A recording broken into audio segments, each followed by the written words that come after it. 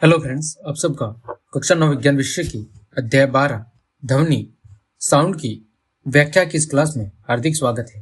हमने लगभग पूरी विज्ञान विषय को कंप्लीट करा दिया है। सारे चैप्टर की व्याख्या, उनके पाठ के भीतर दिए गए प्रश्न और साथ ही अभ्यास के प्रश्नों को भी सॉल्व करा दिया है। ये हमारा अंतिम चैप्टर है साउंड। तो आज की इस क्लास में हम इसकी व्याख्या को देखेंगे और फिर अगली क्लास में हम इसको पाठ के भीतर दिए गए प्रश्न और फिर हम इसके अभ्यास के प्रश्नों को सॉल्व करेंगे। तो चलिए क्लास शुरू करते हैं। देखें, सबसे पहले हम बात कर रहे हैं ध्वनि की कि आखिर ध्वनि या साउंड होता क्या है। तो ध्वनि क्या है? ध्वनि ऊर्जा का एक रूप है। क्या है? ध्वनि भी एक प्रकार की ऊर्जा है जो किसके रूप माध्यम में संचरित होती है? तरंगों के रूप में संचरित होती है, एक स्थान से दूसरे स्थान पर परिवहन करती है। किसके रूप में? तरंगों के रूप में एक स्थान से दूसरे स्थान तक संचरित होती है। ध्वनि काम क्या करती है? तो देखो, ध्वनि हमारे कानों में श्रवण का संवेदन उत्पन्न करती है। यानी जो ध्वनि है वो ध्वनि ऊर्जा हमारे कानों में एक प्रकार की संवेदना उत्पन्न करती है, जिसके कारण हमें कोई भी जो आवाज है वो क्या होती है? सुनाई देती है। दूसरा, ध्वनि ऊर्जा का एक रूप है जिसे हम क्या कर सकते हैं? जिसे हम सुन सकते हैं या महसूस कर सकते हैं। जैसे तेज हवा बहती है तो हमें कानों को क्या होती है? एक प्रकार की झंझनाहट महसूस होती है और महसूस करते हैं कि हवा तेज चल रही है। जब तेजी से डीजे वगैरह बज रहा होता है तो क्या होता है? तो भी हमारे कानों को पता चलता है या संवेदना होती है हमारे कानों में कि भाई बहुत तेज से आवाज आ रही है। तो ये क्या है? ध्वनि ऊर्जा का एक रूप है जिसे हम सुन भी सकते हैं और महसूस भी कर सकते हैं। जैसे कभी कभार बहुत धीरे धीरे हवा चलती होती है ना, तो हमें सुनाई नहीं देता, लेकिन वो महसूस होता है ठंडी ठंडी हवा कि हाँ भाई हवा चल रही है। फिर ऊर्जा संरक्षण का जो नियम है वो ध्वनि पर लागू होता है। आप सब जानते होंगे कि ऊर्जा संरक्षण का नियम क्या होता है कि ऊर्जा को न तो उत्पन्न किया जा सकता है और न ही नष्ट किया जा सकता है, केवल एक रूप से दूसरे रूप में परिवर्तित किया जा सकता है। यही ऊर्जा संरक्षण का नियम कहलाता है। तो जो ध्वनि है उस पर ऊर्जा संरक्षण का नियम लागू होता है। फिर ध्वनि का जो संसरण है वो किसके रूप में होता है? तरंगों के रूप में होता है। अब ये तरंगे क्या होती है इसके बारे में अभी हम आगे समझेंगे। तो देखो, ये नीचे आपको चित्र दिया हुआ है, ये वेव फॉर्म है, तरंग रूप है और इसी रूप में ध्वनि एक स्थान से दूसरे स्थान तक क्या होती है? संचरित होती है। तो ये ध्वनि के बारे में कुछ सामान्य जानकारी थी। आगे बात कर रहे हैं कि आखिर ध्वनि का उत्पादन कैसे होता है। ये तो अभी हमने ध्वनि के बारे में जानकारी पढ़ी। अब हमें जानने की जरूरत है कि आखिर ध्वनि उत्पन्न कैसे होती है, इसका निर्माण कैसे होता है। तो देखिए, ध्वनि जब पैदा होती है तब वस्तु क्या करती है? कंपन करती है। यानी अगर कोई भी वस्तु ध्वनि उत्पन्न कर रही है मतलब उसमें क्या होगा? उसमें पहले कंपन होगा और उसके बाद ही क्या होगी? ध्वनि उत्पन्न होगी। तो हम कह सकते हैं कि कंपमान वस्तुओं से क्या उत्पन्न होती है? ध्वनि उत्पन्न होती है या पैदा होती है। जब वस्तु कंपन करती है तो उस कंपन के परिणाम स्वरूप ही किसका निर्माण होता है? ध्वनि का निर्माण होता है। किसी वस्तु को कंपित करके ध्वनि पैदा करने के लिए आवश्यक ऊर्जा किसी बाह्य स्रोत द्वारा उपलब्ध कराई जाती है। अब किसी भी चीज को अगर हमें कंपित करना है तो उसके लिए भी ऊर्जा चाहिए, तो वो ऊर्जा किसी बाह्य स्रोत से उपलब्ध कराई जाती है। जैसे देखो, ऊपर मंदिर की घंटी बज रही है ना, तो यहाँ पर घंटी अपने आप तो बजेगी नहीं, या तो कोई व्यक्ति अपने हाथों से क्या करेगा? इस घंटी को हिलाएगा तो क्या होगा? उसमें कंपन होगा, है ना। जो घंटी के बीच का जो ये बैल होता है ये इस घंटी से टकराएगा, जिसके कारण कंपन होगा और फिर क्या उत्पन्न होगी? ध्वनि उत्पन्न होगी। जैसा चित्र में और नीचे दिख रहे, देखो उदाहरण और लिखे हुए हैं।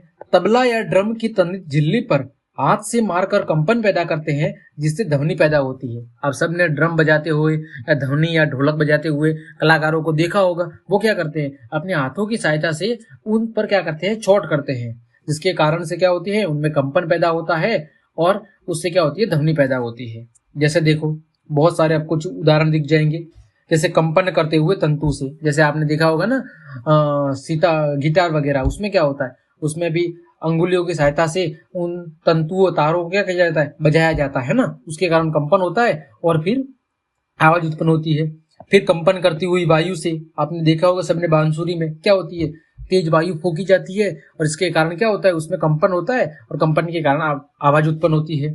फिर कंपन करती तनित झिल्ली से, जैसे तबला और ड्रम में।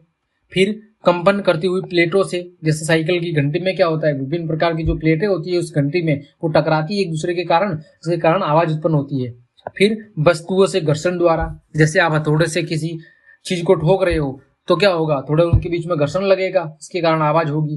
जैसे सड़क पर चलते समय अचानक जब आप बहुत तेज चलते हैं तो टायरों की सड़क के साथ जो घर्षण होता है उससे आवाज आती है। फिर वस्तुओं को खुरच कर या रगड़ कर, जब हम वस्तुओं को रगड़ते हैं आपस में, है ना, जैसे दो थालियों को आपस में आप रगड़ लो, जैसे दो मंजीरे होते हैं ना जो कलाकार बजाते हैं, उनको आपस में रगड़ लो, तो क्या होता है, उससे आवाज उत्पन्न होती है। तो ये विभिन्न प्रकार के तरीके हैं जिन तरीकों की मदद से ध्वनि को क्या किया जाता है, उत्पन्न किया जाता है। लेकिन सबसे मेन शर्त क्या है कि ध्वनि उत्पन्न करने के लिए उन वस्तुओं में कंपन होना जरूरी है। अगर वस्तु कंपित होगी तभी उससे ध्वनि का उत्पादन होगा। ठीक है, आगे बढ़ते हैं। ये देखो एक और चित्र दिया हुआ है आपके सामने कि यहाँ पर देखो ये कोई आधार है जिससे एक धागा बंधा हुआ है और धागे से टेबल टेनिस की गेंद लगी हुई है, ये वाली गेंद लगी हुई है टेबल टेनिस की। और ये नीचे क्या है, ये कंपमान सवरित द्विभुज है, यहाँ पर दो पट्टी लगी हुई है। जब हम ऊपर से इस गेंद को गति कराएंगे तो गेंद क्या होगी, बार बार एक बार इधर गिरेगी और एक बार इससे टकराएगी। तो टकराने के कारण ये दोनों पट्टियां क्या होगी, एक दूसरे से चिपकेगी, है ना, जिसके कारण क्या होगी, आवाज उत्पन्न होगी। तो आपको बस इतना से याद रखना है कि अगर हमें किसी भी प्रकार की ध्वनि उत्पन्न करनी है तो वस्तु में कंपन होना जरूरी है। बिना कंपन के कभी भी ध्वनि उत्पन्न या पैदा नहीं होती है। आगे बात करते हैं कि ध्वनि का संचरण, यानी ध्वनि एक स्थान से दूसरे स्थान तक पहुंचती कैसे है ना। तो देखें, वह पदार्थ जिससे होकर ध्वनि संचरित होती है वो क्या कहलाता है, वो माध्यम कहलाता है। यानी ध्वनि एक स्थान से दूसरे स्थान पर किसी न किसी माध्यम से होकर गुजरती है, किसी न किसी माध्यम से होकर गुजरती है। अब ये माध्यम चाहे ठोस हो सकता है, द्रव हो सकता है या गैस हो सकता है, कोई भी माध्यम हो सकता है। अब देखो होता क्या है, जब एक वस्तु कंपन करती है तब इसके आसपास के वायु के कण भी बिल्कुल वस्तु की तरह क्या करने लगते हैं, कंपन करने लगते हैं और अपनी संतुलित अवस्था से क्या हो जाते हैं, विस्थापित हो जाते हैं। ठीक है, अभी मैं आपको समझाऊंगा इसको चित्र के जरिए भी, पहले सुन लो ये जो व्याख्या लिखी हुई है। तो जब वस्तु कंपन करेगी तो उस कंपन के कारण उसके आसपास के वायु में भी जो कण मौजूद है वो कण भी क्या होंगे, धीरे धीरे कंपन करने लगेंगे और इस तरह कंपन करते करते ये कण आगे वाले स्थान तक पहुंच जाएंगे। तो एक स्थान से दूसरे स्थान पर क्या होगी, ये कंपन होता रहेगा। तो ये कंपमान वायु के कण, जो ये वायु के कण कंपित हो रहे हैं, ये अपने आसपास के वायु कणों पर क्या कहलाते हैं, बल लगाते हैं और वे कण भी अपनी विराम अवस्था से कौन सी अवस्था में आने लगते हैं, कंपित अवस्था में आ जाते हैं। और यह प्रक्रिया माध्यम में तब तक चलती रहती है जब तक कि ध्वनि हमारे कानों में नहीं पहुंच जाती है। और ध्वनि द्वारा उत्पन्न जो विक्षोभ है वो माध्यम से होकर क्या करते हैं, गति करते हैं। कभी भी उस माध्यम के कण गति नहीं करते हैं। ठीक है, ध्वनि द्वारा जो उत्पन्न विक्षोभ है वो विक्षोभ माध्यम से होकर गति करता है, ना कि उस माध्यम के कण गति करते हैं। आया समझ में। देखो ये चित्र ऊपर दिया हुआ है, ये है ना, ये स्पीकर बज रहा है। क्या बज रहा है, स्पीकर। तो क्या होगा, स्पीकर जब बज रहा होगा तो उसमें जो पर्दा होता है उसमें क्या होगा, कंपन होगा, है ना। और कंपन के कारण क्या होगा कि तेज आवाज उत्पन्न होगी। अब इस तेज आवाज के कारण क्या होगा कि इस वायुमंडल में जो भी कण है ना, आपने डीजे वगैरह बजते हुए सुना होगा, तो क्या होता है, जैसे में ऐसा महसूस होता है कि आसपास की हमारी जो धरती है वो भी क्या हो रही है, कंपित हो रही है। तो ये कण क्या होंगे, ये वायु के कण क्या होने लग जाएंगे, कंपन करना शुरू कर देंगे। ये कंपन करेंगे तो इसके आसपास ये जितने भी मौजूद कण हैं वो धीरे धीरे क्या करेंगे, कंपित होते रहेंगे। देखो ये गति नहीं कर रहे, ठीक है, ये केवल अपनी जगह से थोड़े बहुत विस्थापित होंगे और अपने आसपास के जो बाकी कण हैं उनको भी क्या करेंगे, कंपित अवस्था में ला देंगे। और इसी तरह ये प्रक्रिया लगातार चलती रहेगी। कब तक, जब तक ये हमारे कानों तक ध्वनि नहीं पहुंच जाती। तो कोई भी ध्वनि है उसके संचरण के लिए किसकी आवश्यकता होती है, माध्यम की। बिना माध्यम के कभी भी ध्वनि संचरित नहीं होती है।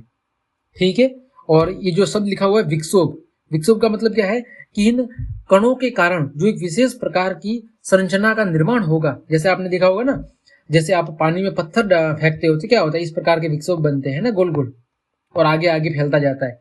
ठीक उसी तरह जब ध्वनि है तो ध्वनि भी क्या होगी, जब किसी माध्यम से होकर गुजर रही होगी तो क्या होगी, विक्षोभ उत्पन्न होंगे। और ये विक्षोभ उस माध्यम से होकर क्या करते हैं, गति करते हैं। जैसे यहाँ पर माध्यम क्या है, यहाँ पर वायु माध्यम है, तो वायु के कणों से होते हुए ये ध्वनि के विक्षोभ हमारे कानों तक पहुंच जाएंगे। ठीक है, कभी भी ये जो वायु के कण हैं, माध्यम के कण गति नहीं करते हैं, केवल उस ध्वनि के कारण जो उत्पन्न विक्षोभ है वो गति करता है और एक स्थान से दूसरे स्थान तक संचरित होता है। आया समझ में। चलिए आगे बढ़ते हैं। तरंग। अब ये तरंग क्या होती है, तो देखो तरंग एक प्रकार का विक्षोभ है। क्या है? विक्षोभ है, जो कणों के बीच कंपन के कारण उत्पन्न होता है, जो किसमें गति करता है? जो माध्यम में गति करता है तथा एक बिंदु से दूसरे बिंदु तक किसको? ऊर्जा को लेकर जाता है, जबकि दोनों बिंदुओं से सीधा संपर्क नहीं होता है।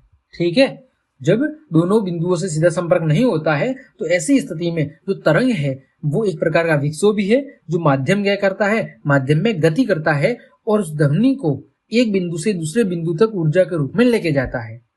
ठीक है, जैसे यहाँ पर देखो ये स्पीकर बज रहा है, तो स्पीकर के बजने से क्या होगा? ध्वनि उत्पन्न होगी, जिसके कारण क्या उत्पन्न होगा? विक्षोभ। और ये विक्षोभ इस वायु के माध्यम से होकर कहां तक पहुंचेगा? हमारे कानों तक पहुंचेगा। जो ध्वनि तरंग है वो, या जो ध्वनि है वो यांत्रिक तरंगों के द्वारा क्या होती है? संचरित होती है। कौन सी तरंगों के द्वारा? यांत्रिक तरंगों के द्वारा, मैकेनिकल वेव्स के द्वारा क्या होती है? एक स्थान से दूसरे स्थान तक संचरित होती है। अब कैसे होती है वो देखो। तो इसमें पहला टर्म है वो है, एक शब्द दिया हुआ है संपीड़न। संपीड़न क्या होता है? देखें तो ध्वनि तरंगे हैं, वो कौन सी तरंगे हैं? अनुदैर्ध्य तरंगे हैं। कौन सी है? अनुदैर्ध्य तरंगे हैं। जब एक वस्तु क्या करती है? कंपन करती है, तो वो अपने आसपास की वायु को भी क्या कर देती है? संपीड़ित कर देती है। क्या कर देती है? आसपास की वायु को भी संपीड़ित, यानी उसमें भी कंपन उत्पन्न कर देती है। इस प्रकार एक उच्च घनत्व या उच्च दाब का क्षेत्र बनता है, जिसे क्या कहते हैं? जिसे संपीड़न कहते हैं। यहाँ पर देखो आपको कण है ना, बिल्कुल पास पास दिख रहे हैं, तो ये पास पास जो कणों का क्षेत्र है, जिसके कारण क्या होगा? उच्च घनत्व या उच्च दाब का एक क्षेत्र बनेगा, जिसमें वायु के कण बिल्कुल नजदीक नजदीक होंगे। इस क्षेत्र को क्या कहते हैं? इसको कहते हैं संपीड़न। यानी कि संपीड़न वो क्षेत्र है जहां माध्यम के कण पास पास आकर क्या बनाते हैं? उच्च दाब की स्थिति बनाते हैं। यह संपीड़न कंपमान वस्तु से क्या होता है? कंपमान वस्तु से दूर होता जाता है। देखो ये जो वस्तु कंपित कर रही थी, इससे धीरे धीरे क्या हो रहा है? इससे धीरे धीरे दूर हो रहा है। इसी का एक अगला शब्द है वो है विरलन। ये दोनों ध्वनि से संबंधित है कि ध्वनि किस तरह संचरित होती है। तो जो ध्वनि है वो संपीड़न और विरलन बनाते हुए एक माध्यम से एक स्थान से दूसरे स्थान तक संचरित होती है। तो संपीड़न हमने देख लिया कि जब माध्यम के कण बिल्कुल पास पास आकर क्या करते हैं? उच्च दाब का क्षेत्र बनाते हैं, तो उसे क्या कहते हैं? संपीड़न कहते हैं। जबकि विरलन की बात करें तो जब कंपमान वस्तु पीछे की ओर कंपन करती है, तब एक निम्न दाब का क्या बनता है? क्षेत्र, जिसे क्या कहते हैं? जिसे विरलन कहते हैं। यहाँ पर देखो ये वाला क्षेत्र, दूसरा हिस्सा जिसमें कण बिल्कुल दूरी दूरी पर है ना, कणों के बीच दूरी बहुत ज्यादा है, तो यहाँ पर कौन सा दाब का क्षेत्र बनेगा? यहाँ पर निम्न दाब का क्षेत्र बनेगा। इसे हम क्या कहते हैं? इसे हम कहते हैं विरलन। तो ध्वनि का संचरण संपीड़न और विरलन के माध्यम से, है ना, इन दो तरीकों के माध्यम से एक स्थान से दूसरे स्थान तक होता है। जैसे यहाँ पर देखो ये चित्र दिख रहा है आपको।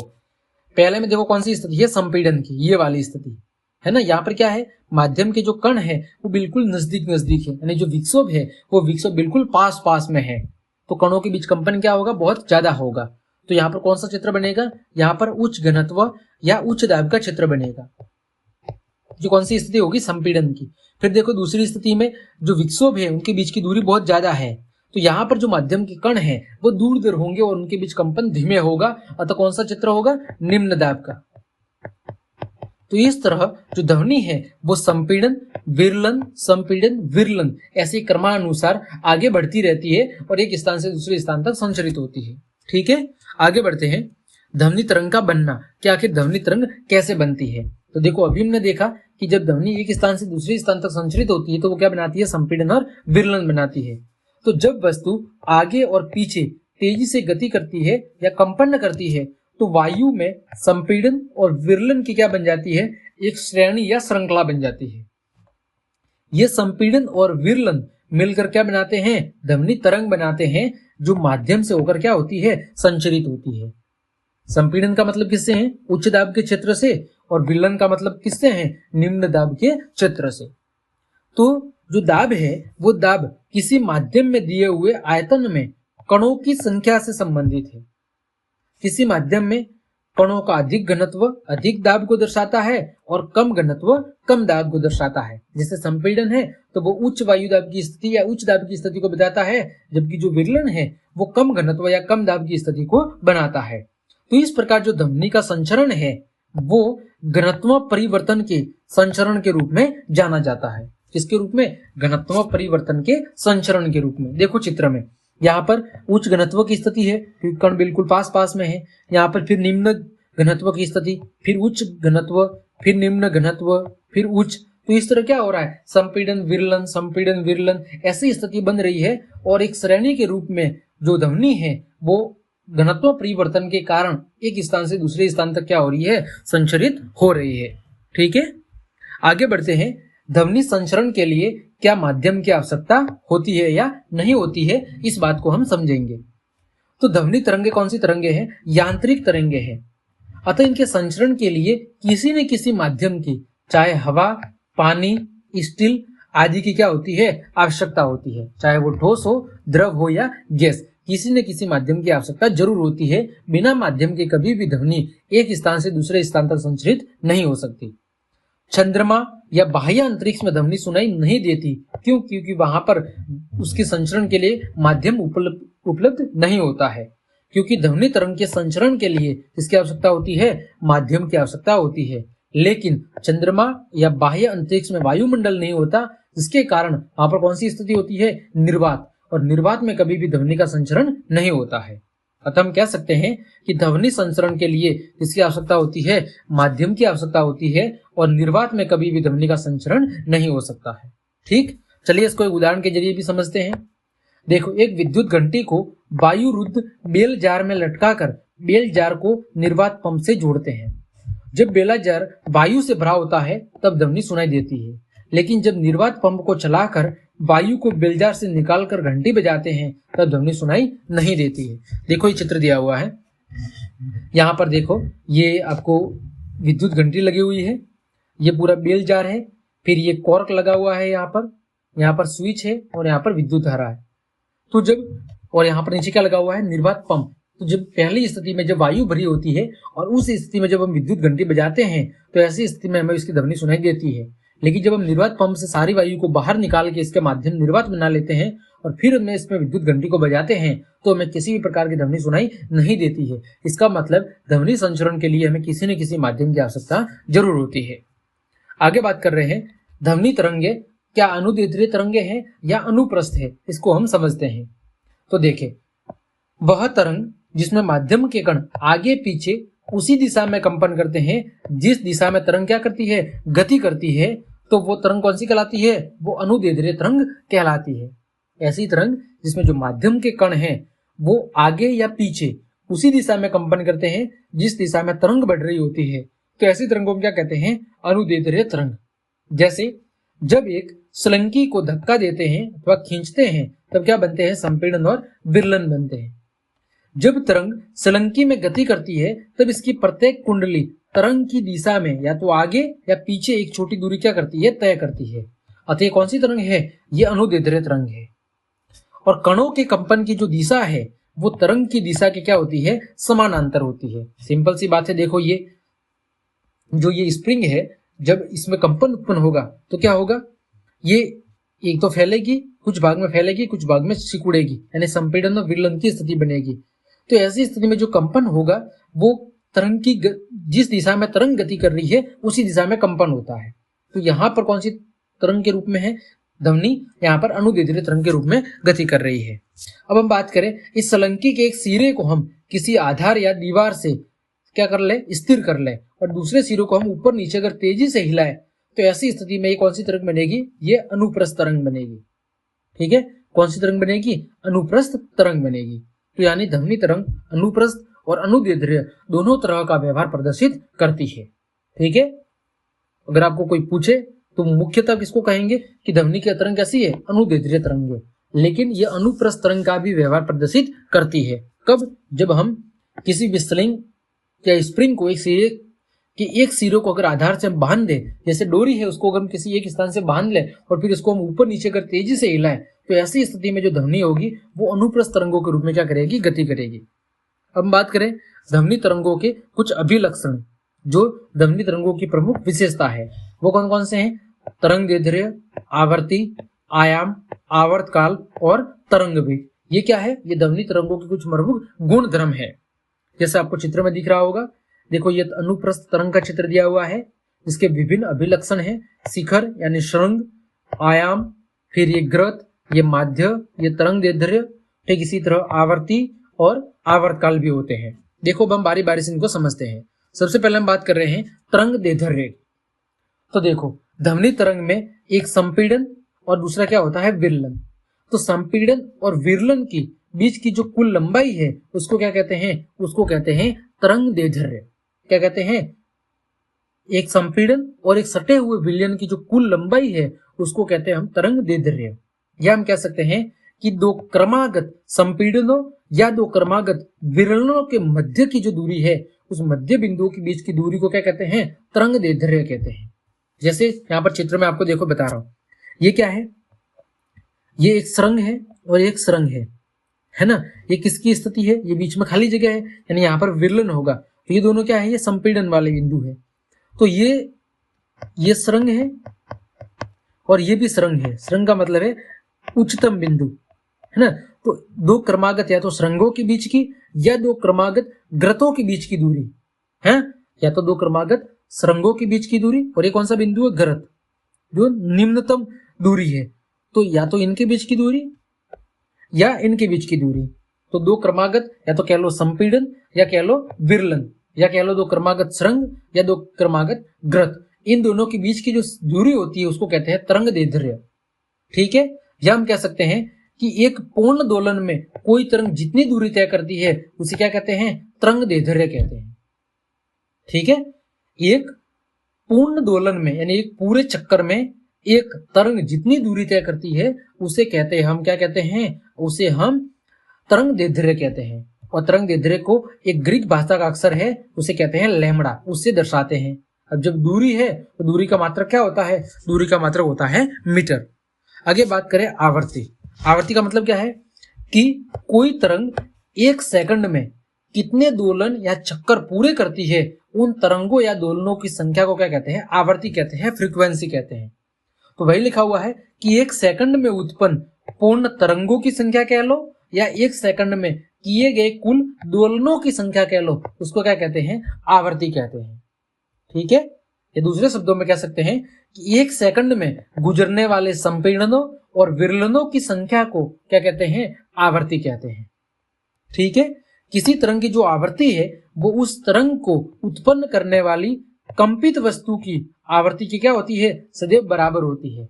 आवर्ती का मात्रक क्या है, हर्ट्ज है। और आवर्ती को ग्रीक अक्षर V से क्या करते हैं, प्रदर्शित करते हैं। अब हर्ट्ज क्या है, तो हर्ट्ज एक आवर्ती का मात्रक है और ये किसके बराबर होता है कि यदि एक कंपन प्रति सेकंड के बराबर होता है, यानी यदि एक सेकंड के अंदर एक कंपन होता है तो ऐसी स्थिति में आवर्ती की मात्रा कितनी होगी, 1 हर्ट्ज होगी। ठीक है। क्योंकि आवर्ती का सूत्र क्या होगा, आवर्ती का सूत्र होगा दोलनों की संख्या बटे में समय। क्या होगा, दोलनों की संख्या बटे में समय। तो यदि समय कितना हो जाए, समय हो जाए 1 सेकंड और दोलनों की संख्या भी कितनी हो जाए, 1, तो ऐसी स्थिति में जो आवर्ती होगी वो कितनी होगी, वो 1 हर्ट्ज होगी। आवर्ती का जो बड़ा मात्रक है वो कौन सा है, किलो हर्ट्ज। और 1 किलो हर्ट्ज बराबर कितना होता है, 1000 हर्ट्ज होता है। ठीक है। तो 1 सेकंड में किए गए दोलनों की संख्या को क्या कहते हैं, आवर्ती कहते हैं। अगला है आवर्तकाल। आवर्तकाल का मतलब क्या है, समय। समय मतलब एक कंपन या एक दोलन को पूरा करने में जो लिया गया समय है वो क्या कहलाता है, आवर्तकाल। जैसे यहां से शुरू हुई और इसका एक पूरा चक्कर कहां पे खत्म होगा, यहां पर। तो इस पूरे एक चक्कर या एक दोलन को पूरा करने में जो लगने वाला समय है उसको क्या कहते हैं, उसको कहते हैं आवर्तकाल। या दूसरे शब्दों में कह सकते हैं दो क्रमागत संपीड़न और विरलन को एक निश्चित बिंदु से गुजरने में लगे समय को क्या कहते हैं, लगे समय को आवर्तकाल कहते हैं। आवर्तकाल का ऐसा ही मात्रक क्या है, समय है तो समय किसमें मापा जाएगा, सेकंड में।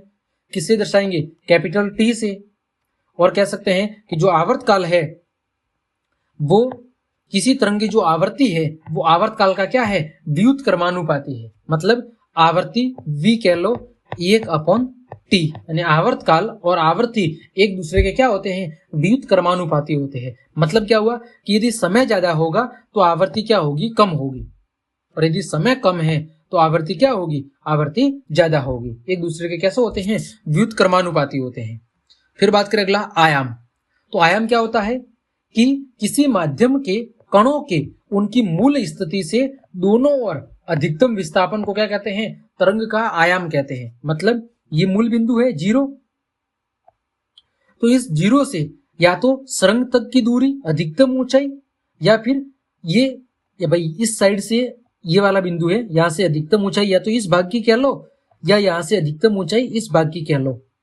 तो जो माध्यम के कण है उनकी जो मूल स्थिति है, उस मूल स्थिति से अधिकतम विस्थापन के बीच की जो दूरी है उसको कहते हैं आयाम, कि उसने कितना विस्थापन तय किया है ना, कितनी अधिक दूरी तक वो ऊपर विस्थापित हुई है, तो उसे कहते हैं आयाम। आयाम को किससे दर्शाते हैं? ए से। इसका ऐसा ही मतलब क्या है? मीटर, क्योंकि ये भी दूरी है। ध्वनि से तारत्व, प्रबलता और गुणता जैसे अभिलक्षण भी पाए जाते हैं। यानी ध्वनि के अंदर इनके अलावा कौन कौन से? तारत्व, प्रबलता, गुणता, ये भी गुण पाए जाते हैं। अभी क्या होते हैं देखो। अगला है तरंग वेग। जैसा कि नाम से पता चल रहा है तरंग वेग, तो एक तरंग के द्वारा एक सेकंड में तय की गई दूरी को क्या कहते हैं? तरंग का वेग कहते हैं। क्योंकि वेग का सूत्र क्या होता है? साधारणतः साल का समय सूत्र क्या होता है? दूरी बटा समय। तो यहाँ पर तरंग के वेग की बात हो रही है, तो तरंग का वेग का मतलब है कि दूरी बटे में समय। एक सेकंड में जितनी दूरी तय की जाएगी उसे क्या कहेंगे? उसे कहेंगे तरंग का वेग। इसका देखो वेग का सूत्र क्या होगा? यहाँ पर होगा दूरी बटे में समय, या विस्थापन बटे में समय कह लो। तो इसका ऐसे मतलब क्या होगा? मीटर प्रति सेकंड, क्योंकि दूरी या विस्थापन को मीटर में मापते हैं, समय को सेकंड में मापते हैं। सूत्र क्या होगा? वही चली की दूरी बटे में लिया गया समय। तो चली की दूरी को हम किससे मापते हैं? लैम्बडा से। और समय को किससे मापते हैं? टी से। तो वेग को हम किससे कह सकते हैं? लैम्बडा अपॉन टी भी कह सकते हैं। ठीक है, तो ये तरंग वेग का सूत्र था। वेग बराबर तरंग दैर्ध्य गुणा आवर्ती भी हम कह सकते हैं। ठीक है, क्योंकि 1 अपॉन टी बराबर क्या होता है? n होता है आवर्ती। तो v इक्वल टू हम क्या कह सकते हैं? यहां पर लैम्बडा और यहां पर क्या रखते हैं? n, लैम्बडा n भी कह सकते हैं। जो सूत्र बना है ना लैम्बडा v, ये v की जगह में n भी रख सकते हैं। कहां से सूत्र बना? यहां से। देखो लैम्बडा अपॉन टी है, तो 1 अपॉन टी किसके बराबर होता है? आवर्ती के बराबर, क्योंकि आवर्ती और आवर्तकाल एक दूसरे के व्युत्क्रम होते हैं, अभी हमने पढ़ा था। तो यहां पर जो सूत्र है v equal to lambda upon T, और 1 अपॉन टी किसके बराबर होता है? आवर्ती के बराबर, है ना। यहाँ पर v भी लिख सकते हैं, स्मॉल v। तो v बराबर क्या हो जाएगा? लैम्बडा v या लैम्बडा n। ठीक है, ये भी सूत्र हो सकता है। अगला है तारत्व। तारत्व का मतलब क्या होता है? कि ध्वनि का जो तारत्व है वो ध्वनि की आवर्ती पर निर्भर करता है। आवर्ती का तारत्व का मतलब होता है ना, जैसे लड़कियों की आवाज पतली होती है, आदमियों की आवाज भारी होती है, तो किसके कारण होता है? वो तारत्व के कारण होता है। तो जो ध्वनि का तारत्व है वो ध्वनि की आवर्ती पर निर्भर करता है, यानी ये आवर्ती के समानुपाती होता है। किसके? तारत्व है वो आवर्ती के समानुपाती होता है। यानी आवर्ती ज्यादा होगी तो तारत्व ज्यादा होगा, और आवर्ती कम होगी तो तारत्व कम होगा। यानी ज्यादा आवर्ती तो ऊंचा तारत्व, और यदि कम आवर्ती है तो निम्न तारत्व। जैसे उदाहरण की बात करते हैं, वही मैंने बात कही कि औरतों की आवाज कैसी होती है? तीक्ष्ण होती है, उसका तारत्व क्या होता है? ज्यादा होता है। जबकि जो पुरुषों की आवाज है उसका तारत्व क्या होता है? कम होने से उसकी आवाज कैसी होती है? सपाट या भारी होती है।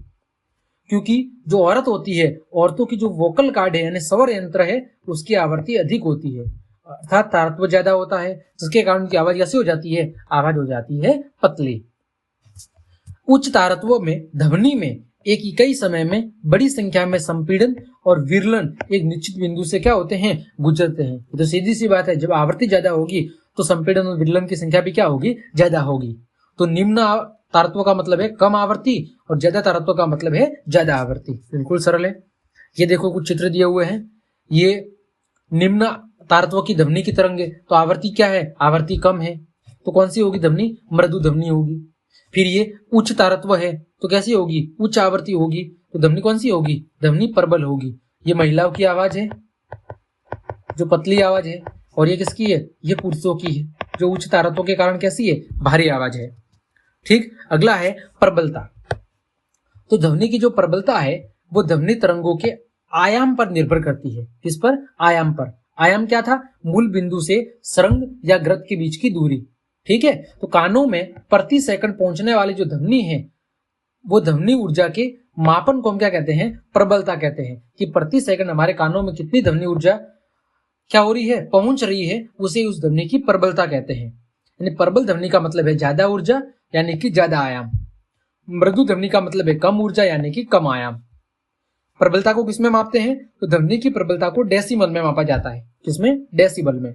और ध्वनि की जो प्रबलता है वो उसके आयाम के वर्ग के समानुपाती होती है। किसके? प्रबलता है वो आयाम के वर्ग के समानुपाती होती है। ठीक है, यानी आयाम ज्यादा होगा तो प्रबलता भी ज्यादा होगी, आयाम कम होगा तो प्रबलता भी कम होगी। ठीक है, प्रबलता समानुपाती है आयाम के स्क्वायर की। ठीक है, आगे बात करते हैं गुणता। ये सब क्या है? तो किसी ध्वनि की जो गुणता है वो उस ध्वनि द्वारा उत्पन्न तरंग की आकृति पर निर्भर करती है। गुणता किस पर निर्भर करती है? ध्वनि तरंग की आकृति पर। यह संगीतमय ध्वनि का क्या है? अभिलक्षण है।